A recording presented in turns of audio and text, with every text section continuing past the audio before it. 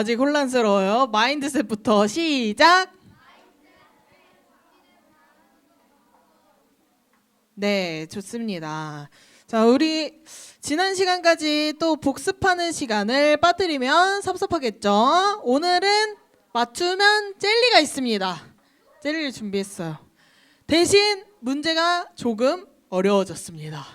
자, 한 문제 빈칸도 있고요. 그냥 말해야 되는 문제도 있으니까 맞춘 친구들은 끝나고 나갈 때 젤리를 받아가시면 됩니다. 자, 첫 번째 시간에 마음먹기라는 제목으로 우리가 말씀 들었었죠. 다니엘의 이야기를 배웠는데 하나님께 마음을 땡땡 다니엘. 여기에 땡땡에 들어갈 말은 생각보다 쉽습니다. 생각보다 쉬운 단어예요. 알 것 같아요? 합판이요? 이 두 번째 시간과 섞인 것 같은데요? 마음을 바친? 너무 지금 너무 심오해. 너무 깊어. 되게 간단한 단어예요. 마음 먹는 게 뭔지 잘 생각해 보세요. 들인 아닙니다. 마음을 맞아요. 와, 진짜 빨랐다.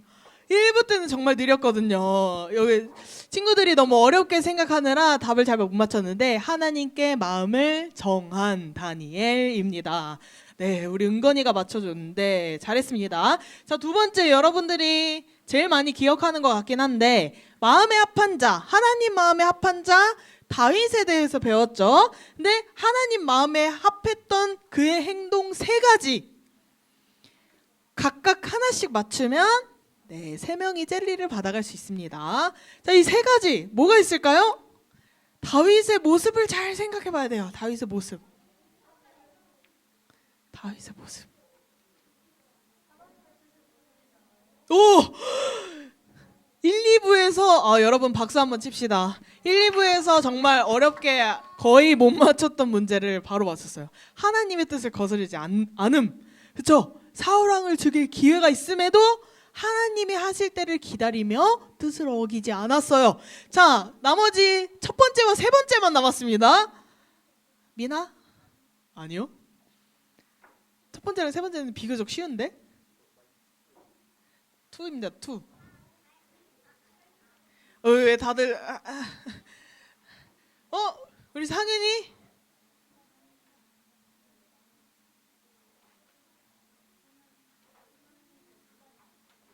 하나님만 끝까지 믿었다.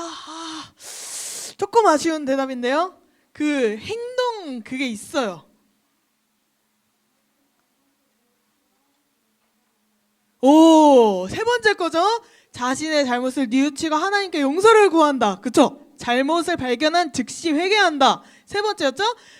가장 쉬운 첫 번째만 남았습니다. 힌트. 하나님만 땡땡땡땡. 상인이 한 번 더 할래?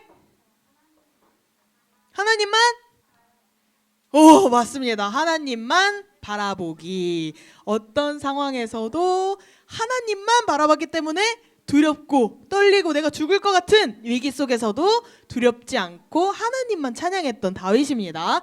자, 세 번째는 굳어진 마음에서 새 마음으로인데 문제를 하나 추가했어요. 여기에 등장하는 인물의 이름은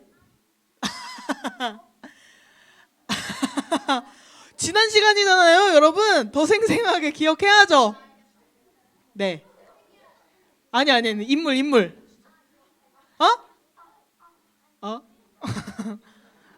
뭐라고?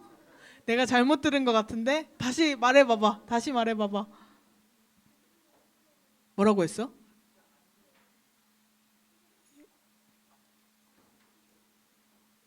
아, 유다. 맞아요.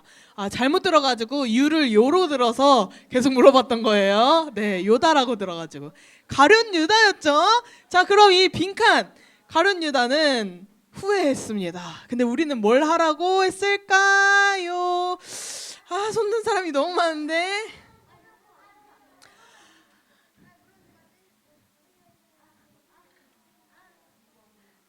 자, 애타지 않은 우리 친구에게 질문할게요. 맞아요. 후회 말고 뭐? 다 같이 말해볼까요? 네, 회개. 후회와 회개는 확실히 다르다고 지난주에 말했었죠. 나중에 잘못을 깨달았을 땐 회개하는 게 하나님 기뻐하시는 마음이죠. 여러분 모두가 이렇게 계속 이번 달 말씀을 되새기며 우리의 마음이 하나님께로 향하는 시간이 되길 바랍니다. 오늘은 이 네 번째 준비된 마음 겸손이라는 제목으로 말씀 나눌게요. 여러분 영화나 드라마에서 절대 죽지 않는 역할이 있다면 누굴까요?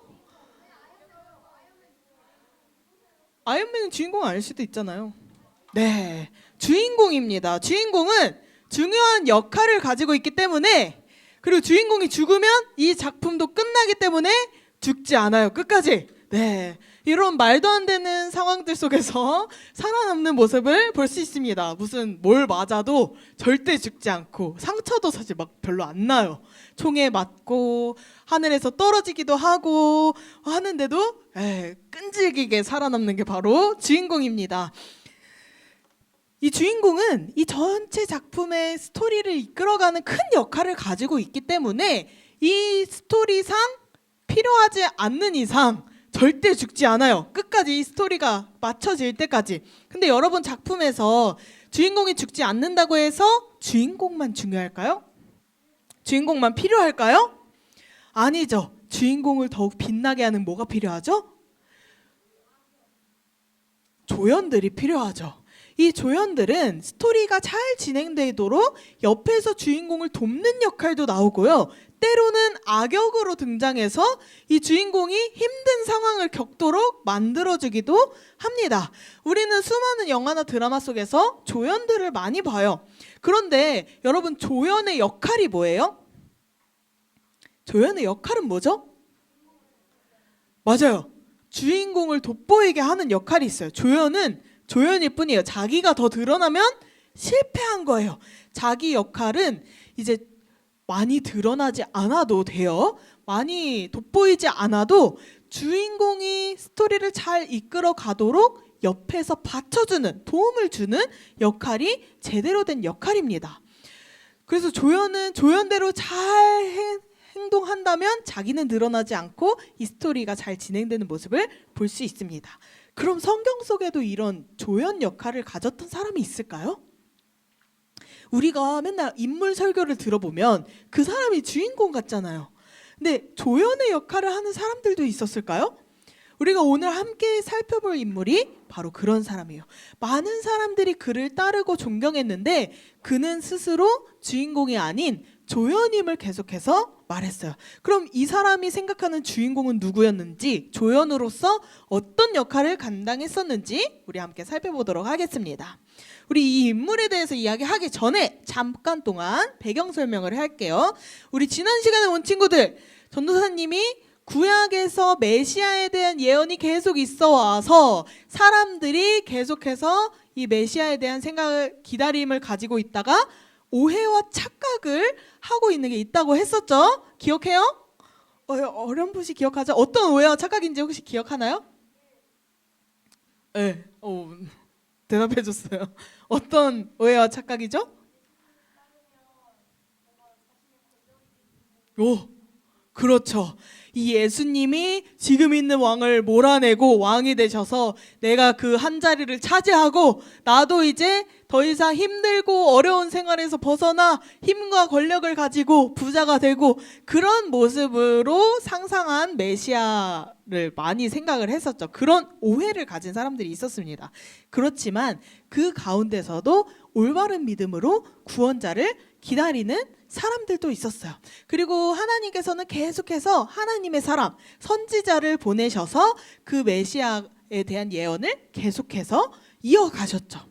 근데 여러분 혹시 구약의 마지막 선지자가 누군지 알고 있나요? 아는 사람 드림 줘야겠다. 구약의 마지막 선지자.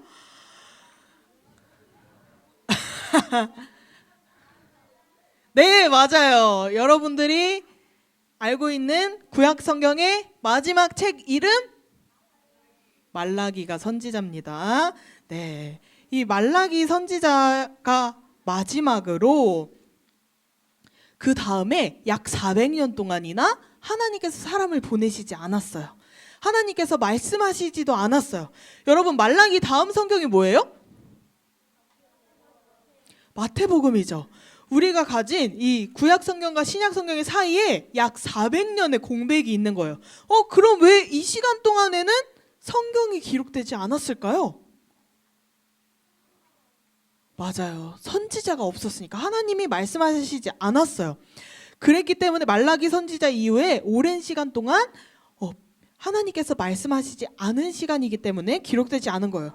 그런데 말라기 바로 다음 마태복음 1장 1절에 보면 누구에 대한 이야기가 등장하죠? 예수님의 족보니라라고 나오죠. 계보라라고 나오죠. 예수님의 조상들부터 쭉 나오는 이름들이 나옵니다. 마지막에 예수님이 등장하게요. 그럼 이 400년이 지나서 드디어 그토록 기다리던 메시아 예수님이 태어날 때가 다가왔다는 것을 이야기하는 거예요. 하나님의 오랜 침묵이 끝나는 시점이었죠. 이 오랜 침묵을 깨고 하나님이 보내신 사람이 있었습니다. 누굴까요? 맞아요. 크게 얘기해 주세요. 누구? 세례 요한입니다. 우리 3장 1절 말씀 같이 읽어볼게요. 시작. 그때 세례 요한이 이르러 유대 광야에서 전파하여 말하되. 네, 예수님 이전에 마지막 선지자라고 할 수 있죠. 세례 요한이 유대 광야에서 하나님의 말씀을 전하고 있었어요. 여러분 근데 생각해 보세요. 한 400년 동안이나 하나님이 보내신 자가 없다가 갑자기 등장해서 하나님 말씀을 전하니까 사람들이 어땠을까요? 관심이 엄청나게 쏠렸겠죠. 그래서 이 세례 요한을 만나기 위해 정말 많은 사람들이 찾아오기 시작했습니다. 요한은 모이는 사람들마다 이렇게 이야기를 했어요. 여러분 이제 천국이 가까웠습니다. 여러분들의 죄를 회개하고 하나님께 돌아가야 합니다. 라고 막 말씀을 전했어요. 이 말씀에 많은 사람들은 자신의 죄를 고백하며 요한에게 자신의 죄를 고백하고 또 새롭게 되는 세례를 받았습니다. 400년 동안이나 하나님 말씀이 없었으니 그동안 기다렸던 많은 사람들이 정말 찾아왔을 거예요. 그런데 이렇게 많은 사람들이 찾아오니까 어떤 이상한 소문이 들리기 시작하는 거예요. 이분 혹시 메시아 아니야? 구약에서 그렇게 기다리던 메시아가 드디어 오신 거 아닐까? 긴 공백을 깨고 나왔던 선지자였기 때문에 이런 소문도 났었던 거예요. 이만큼 세례 요한이 정말 말한 말들이 정말 많은 사람들의 마음을 움직였다는 것을 보여줄 수 있어요. 여기서 요한의 반응이 어땠을 것 같아요? 이 사람 메시아 아니야? 당신 메시아 아닙니까? 하는 반응이 어땠을까요, 요한은? 만약에 여러분들 상상해 보세요. 밖에 나가서 예수님을 전했어요. 여러분 예수님 믿으세요. 예수님 믿어야 천국 갑니다. 예수님께 우리의 죄를 고백하고 하나님께 다시 돌아가야 합니다. 막 말했는데 그 말을 들은 모든 사람들이 나에게 찾아와서 제가 잘못을 저질렀어요. 죄를 저질렀어요 하면서 저 하나님 만나고 싶어요 하면서 많은 사람들이 여러분을 막 쫓아와요. 여러분은 어떨 것 같아요? 조금 부담스러운 친구들도 있겠지만 사실 어느 정도 기분은 좋아요. 왜? 내가 뭔가 지금 대단한 일을 해낸 것 같잖아요. 내 말을 통해서 많은 사람들이 갑자기 예수님을 믿어요? 놀라운 기적과 같은 일이죠. 그러니까 뭔가 내가 대단한 일을 해낸 것 같고 뿌듯하고 내가 말한 전도에 열매를 맺은 것 같아서 되게 기분이 좋을 것 같아요. 실제로 많은 사람들은 나를 사람들이 많이 좋아해주고 따르는 것을 기뻐합니다. 물론 내가 내향적이라 부담스럽고 조금 버거울 수는 있어도 기본적으로 다들 좋아해요. 그래서 실제로 어떤 사람들은 이런 상황을 악용하여 이용하기도 합니다. 사람들을 거짓말로 속이고 오히려 자기를 숭배하게 만드는 속히 말하는 이단들이 바로 그런 사람이죠. 근데 세례 요한도 충분히 이렇게 할 수 있는 사람이에요. 왜냐? 자기가 말한 것들 사람들이 다 믿죠. 자기를 보고만 싶어 해서 막 많은 사람들이 몰려오죠. 그런 상황에서 세례 요한도 충분히 그런 욕심의 마음은 생겼을 수 있어요. 그런데 그런 사람이 아니었어요. 세례 요한은 모든 면에서부터 일반 사람들과 참 많이 달랐습니다. 그가 어떤 옷을 입고 어떤 생활을 했는지 마태복음 3장 4절에 나와 있는데요. 여러분들 눈으로 한번 살펴보세요. 3장 4절. 이 세례 요한이 무슨 옷을 입고 있다고 하죠? 낙타 털옷. 그리고 뭘 먹었다고 해요? 메뚜기와 석청을 먹었다고 해요. 자연에서 나는 것들이에요. 내가 뭔가 요리를 해서 뭐 동물을 구워가지고 이렇게 먹는 그런 게 아니라 그냥 자연에서 나는 그것들을 먹고 자연에 있는 것들로 옷을 만들어 입었다는 거예요. 겉모습으로부터 세상과 구별되어 굉장히 검소하게 살았던 모습을 볼 수 있어요. 누가 봐도 하나님의 사람답게 뭔가 더 뭐 하지 않고 욕심 부리지 않고 그런 모습으로 살았어요. 더 중요한 것은 이 세례 요한의 마음이에요. 11절에 보면 나는 너희로 회개하게 하기 위하여 물로 세례를 베푼다. 내 뒤에 오시는 이는 나보다 능력이 많으시니 내가 그의 신을 들기도 감당하지 못하겠노라 라고 말하고 있습니다. 세례 요한은 나는 너희가 회개해야 하기 때문에 내가 여기서 말하고 있는 거야. 내가 주인공이 아니라 내 뒤에 오시는 분이 더 큰 일을 감당하셔. 나는 그의 신발을 들기조차도 감당할 수 없어 라고 말하고 있는 거예요. 한마디로 세례 요한은 전 주인공이 아니에요 라고 말하고 있는 거예요. 진짜 주인공은 누구죠? 세례 요한 다음에 오시는 예수님이 계시기 때문에 세례 요한은 자신은 단지 준비하는 자입니다 라고 말했던 거예요. 그럼 여러분, 세례 요한이 예수님을 기다리며 무슨 준비를 하고 있었을까요? 어떤 준비가 필요하죠? 전도사님 처음 말했던 것 중에 메시아를 기다리며 오해와 착각한 사람들도 있었지만 바른 믿음을 가지고 제대로 기다린 사람들도 있다 했어요. 바로 세례 요한이 그런 사람인데 오실 예수님에 대해 어떤 분이신지를 정확히 알고 있었어요. 예수님은 이 세상을 다스리는 왕이시지만 힘과 권력으로 다스리지 않고 오히려 가장 낮은 자리로 오셔서 연약하고 부족한 그런 사람들을 섬겨주셨어요. 그리고 십자가에 달려 돌아가시면서 자기 생명으로 많은 사람들의 구원을 이루신 분이라는 걸 알고 있었어요. 그래서 세례 요한은 이 예수님을 사람들이 맞이할 수 있도록 준비시킨 거예요. 사람들이 그냥 지금 상태로 예수님을 만나면 이 예수님에 대해서도 잘 모르죠. 오해도 가지고 있죠. 착각하고 있죠. 그 마음 가지고는 예수님을 제대로 만날 수 없었던 거예요. 그러니까 이 사람들이 자기 죄를 회개하고 마음을 다시 새롭게 해서 예수님을 만날 준비를 시켰던 것이죠. 그래서 제일 먼저 요한이 말했던 게 회개를 선포한 것이었어요. 사람들이 그동안 지었던 죄로 가득한 이 마음을 깨끗하게 비워내고 하나님 앞으로 다시 이 새로운 마음을 가져가게 한 거예요. 메시아를 만나려면 제일 처음 준비돼야 되는 게 마음이었거든요. 왜냐면 우리의 겉모습을 아무리 치장해도 하나님은 우리의 중심, 마음을 보시는 분이기 때문이에요. 또 그가 한 일이 뭐예요? 물로 세례를 베풀었어요. 여러분, 물로 세례를 왜 했을까요? 왜 물에 들어가서 막 이렇게 세례를 하는 걸까요? 여러분, 요새도 세례 받는 거 보면 물 이렇게 머리에다 묻히잖아요. 좀 간소화돼서 그런 건데 왜 물로 세례를 줄까요?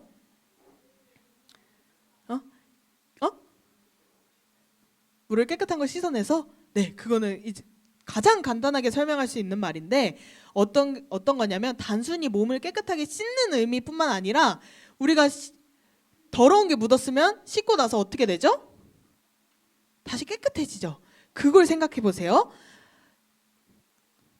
우리의 죄로 가득한 모습을 다시 물에 들어가다 깨끗하게 나오면서 다시 태어나면서 하나님을 위해 새롭게 살겠다고 결심하는 걸 보여주는 모습인 거예요. 세례는.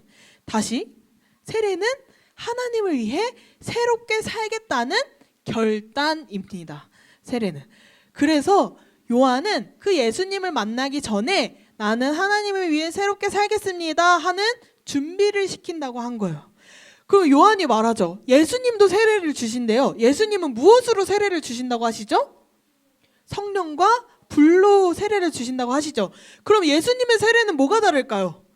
요한은 준비였잖아요. 예수님을 만나기 위한 준비로 세례를 주면 예수님의 세례는 우리의 마음을 깨끗하게 만들어주고 그 다음에 죄와 악을 없애고 성령으로 우리를 새롭게 만들어주는 역할을 하는 거예요.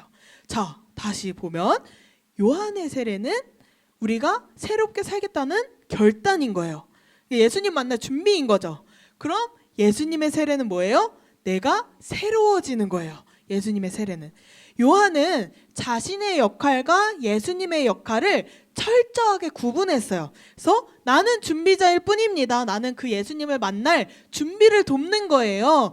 그리고 진짜 메시아, 진짜 주인공은 예수님이십니다. 여러분들 그 예수님을 기다리며 준비해야 돼요. 라고 담대하게 전한 거예요. 그리고 성경은 요한을 가리켜 이렇게 예언한 적이 있어요. 광야에서 외치는 자의 소리. 그는 주의 길을 준비하고 그의 길을 곧게 한다라는 말씀이 있습니다. 이 예언이 요한을 통해서 성취되었죠. 요한은 그 말씀의 예언대로 예수님이 오실 길을 준비하고 닦아놓았던 사람이었어요.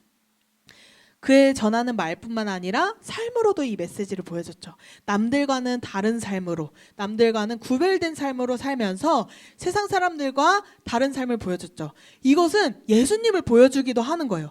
예수님은 세상 사람들의 생각과는 다르게 다른 모습으로 오실 것이라는 걸 미리 보여주기도 한 것이죠.